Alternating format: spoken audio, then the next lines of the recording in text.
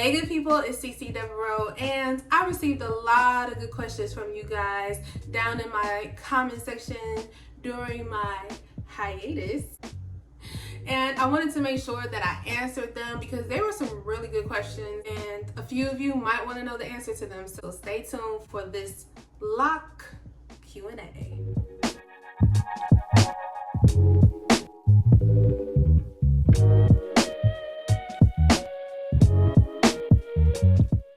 Alright, first question is, what do you do to maintain your locks? I interlock my locks, and that's basically what I do to maintain them outside of washing them. That's basically, and adding oil. I do have a video demonstrating this where I use the 4-point method, so I'll be sure to put an info card and put that link down in the description, so if you want to check it out, it's there for you. Did you retwist the hair if it unraveled? How did you maintain it? When the hair unraveled, because I did start off with a really small twist, so a few of them did come undone in the back, but when they unraveled, I just retwisted it and went about my way. After I interlocked, they didn't unravel anymore. They just continued to stay twisted, I guess.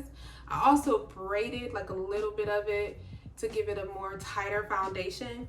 I also have a video on that. So if you guys want to see how I started my locks, there's a video. I'll put that link in the description for you. How many locks do you have? 292 locks at the moment.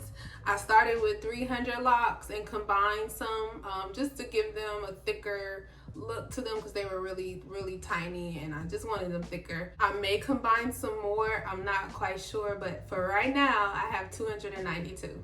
When did you start interlocking your starter locks? I started interlocking a month into my journey.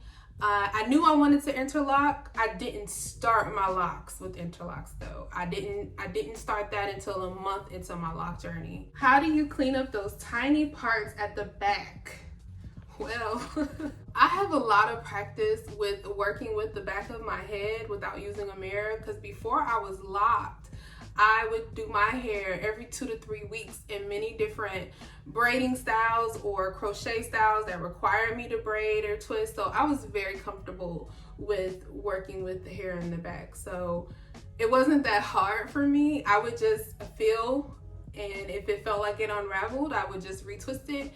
And when I interlock, it's the same thing. I have a lot of practice with working with the back of my head, so that just came with experience. I don't really know. There's no true method to it. I'm just really comfortable with working without seeing what I'm doing.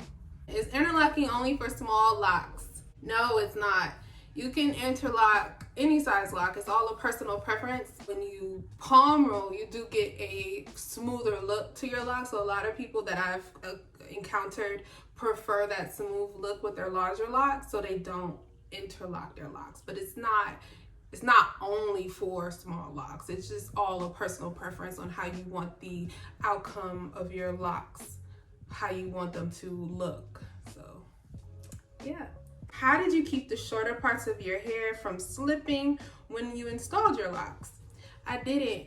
They did slip more so in the back, especially after a shower. My hair is more soft in the back, so after a shower, all of the moisture, my little twist would just come undone. So like I said previously, all I did was just retwist it and keep it moving, and then after interlocking, it stopped it from happening. But I don't even think you definitely don't have to interlock to stop them from slipping. It's just a part of the starter lock journey. Once they mature and start to seal, you'll see less slipping. Alright good people, that's the end of the video. Thank you for all of the questions. If there's something that I didn't touch on that you have a question about, leave it down in the comment section and I'll get to it. Be sure to like, comment, subscribe guys, and come back. Make sure you come back. Alright good people, until next time. Bye.